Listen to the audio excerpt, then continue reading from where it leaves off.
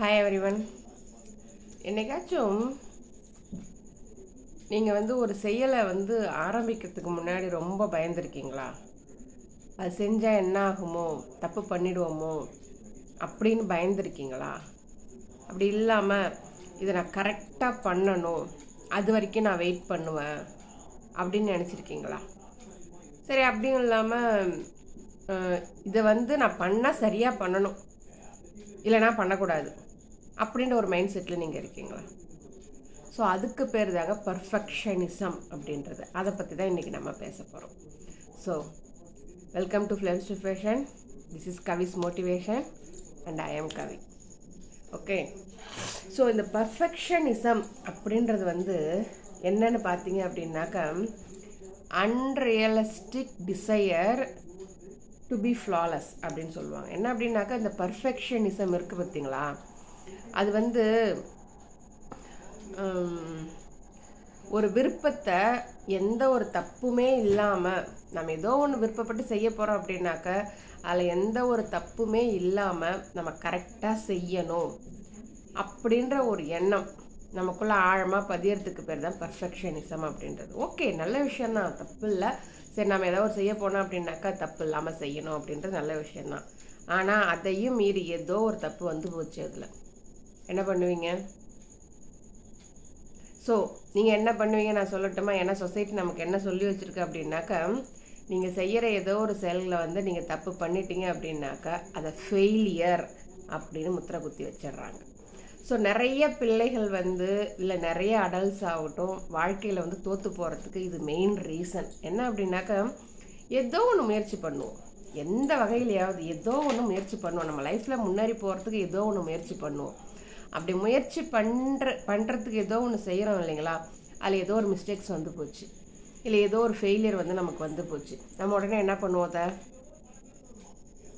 95% drop out, give up பண்ணிட வேண்டியதான்.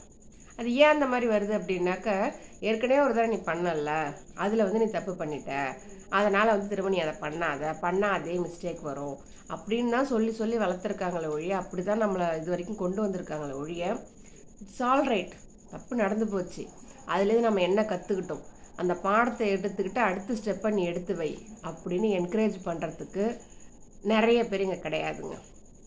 ரொம்ப சில பேர் இருக்காங்க, நான் இல்லைன்னு சொல்லலை, ரொம்ப சில பேர் தாங்க இருக்கிறாங்க. ஆனால் அந்த மாதிரி ஒருத்தவங்க கிடைச்சாங்க அப்படின்னாக்கா லைஃப்பில் அது ரொம்ப வரும். கிடைக்காதவங்க கஷ்டப்பட்டு அடிபட்டு மேலே வர வேண்டிதான். அதில் அது it's all the part of the life. ஓகேங்களா? ஸோ எனக்கு நான் எப்படி வளர்க்கப்பட்டேன் அப்படின்னாக்கா, என்னுடைய சொசைட்டி, என்னுடைய என்வரான்மெண்ட் எப்படி இருந்துச்சு அப்படின்னாக்கா, எந்த ஒரு தப்புமே பண்ணக்கூடாது.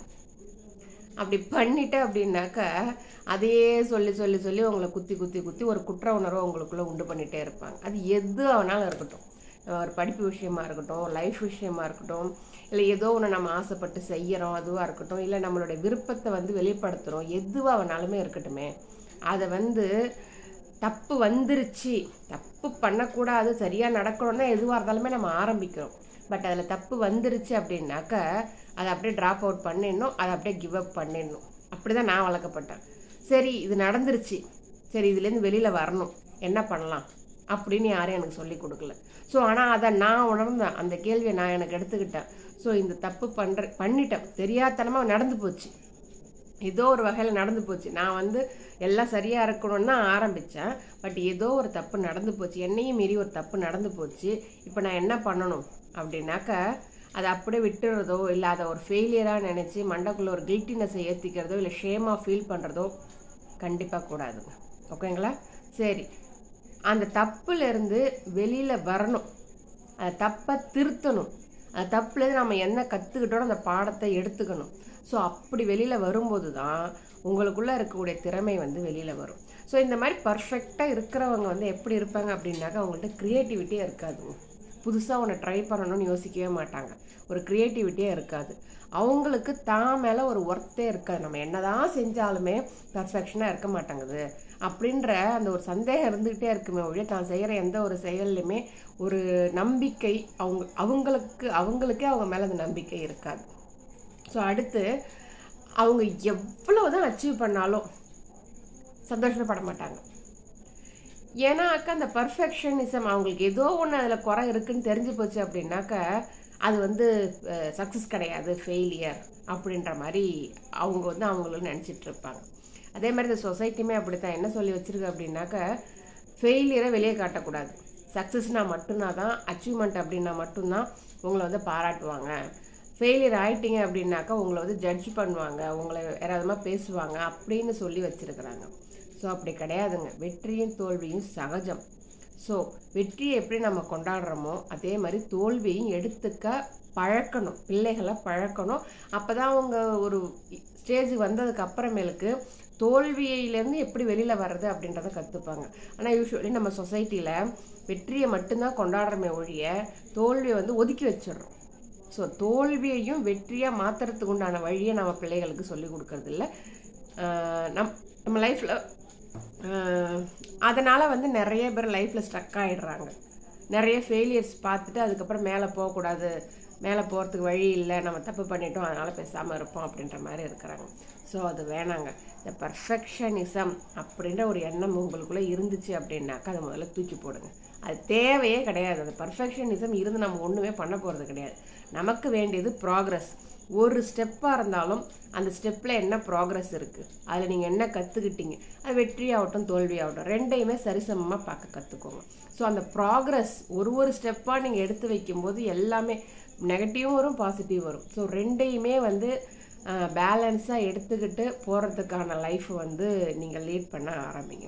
ஸோ இந்த பர்ஃபெக்ஷனிசம் எந்த ஒரு தப்புமே பண்ணாமல் ஒரு வேலையை நம்ம செய்யணும் அப்படின்னு நினச்சி எந்த ஒரு வேலையுமே செய்யாதீங்க. அப்படியே தப்பு வந்தாலும் அதை நாம் திருத்திக்கலாம், அந்த தப்புலேருந்து வெளியில் வரலாம். அப்படியே கிவ் அப் பண்ணுறதோ விட்டுறதோ தேவையும் இல்லை. ஸோ இது வந்து உங்களுடைய செல்ஃப் ஒர்த்தை பாதிக்கும். அந்த மாதிரி அதுக்கு இடம் கொடுக்காதீங்க. ஓகேங்களா? நீங்கள் எடுக்கிற முயற்சி நீங்கள் வந்து நல்ல விதமாக பாசிட்டிவாக திங்க் பண்ணி தான் ஆரம்பிப்பீங்க. நல்லபடியாக நடந்துச்சு அப்படின்னாக்கா, ஆண்டவன் முன்னாடி நல்லபடியாக நடந்துச்சு அப்படின்னாக்கா ஓகே, எல்லாமே ஓகே, நான் இல்லைன்னு சொல்லலை. பட் ஏதோ ஒன்று நடந்து போச்சு, உங்களையும் அறியாமல் உங்களையும் மீறி ஏதோ ஒன்று நடந்து போச்சு. அந்த நேரத்தில் கிவ் அப் பண்ணாதீங்க.